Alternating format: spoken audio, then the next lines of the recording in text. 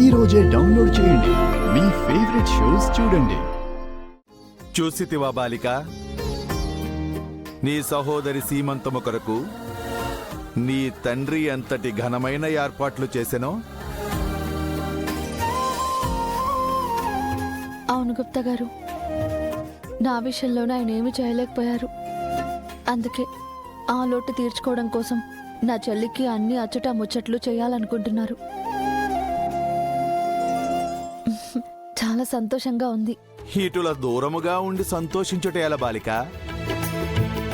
నీ సహోదరికి గంధము పూసి గాజులు తొడిగి అక్షంతలు వేసి ఆశీర్వదింపుము. వెళ్ళుము. గుప్తా గారు, నాకొక డౌటు.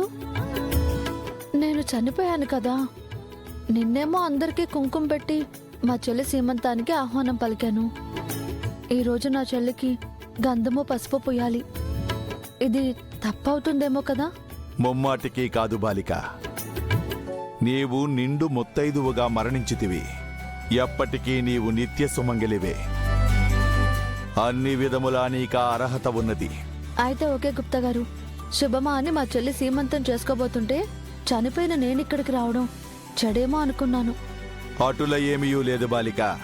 నీవా శంకలను వదలి జరుగు శుభకార్యమును వీక్షింపుము. పద, మేము కూడా నీ వెంట వచ్చేదము. ఆ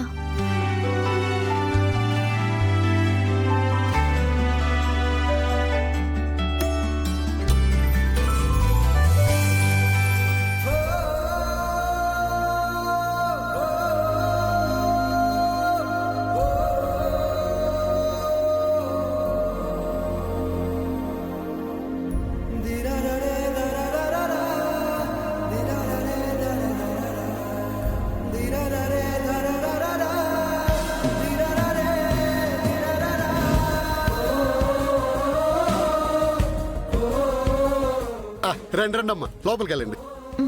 అమ్మా, మీరు? మాది పక్కూరండి. ఇలా వెళ్తుంటే మీ అమ్మాయి సీమంతం అని తెలిసింది, ఆశీర్వదిద్దామని వచ్చాను. చాలా మంచిదమ్మా. నిండు ముత్తైదువుగా మహాలక్ష్మిలా ఉన్నావు. నీలాంటి సుమంగలి నా కూతుర్ని ఆశీర్వదిస్తే నా కూతురుకు పుట్టబోయే బిడ్డ చాలా సంతోషంగా ఉంటారు.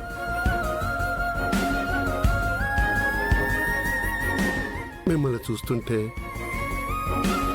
ఎందుకో మా పెద్దమ్మాయి అరుంధతే గుర్తొచ్చింది.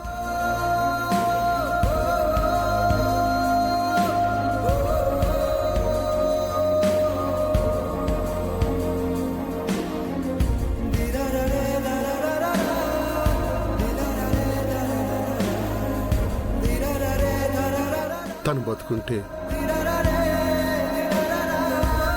అచ్చం మీలాగే ఇలాగే నిండు ముత్తైదులా ఉండేదమ్మా.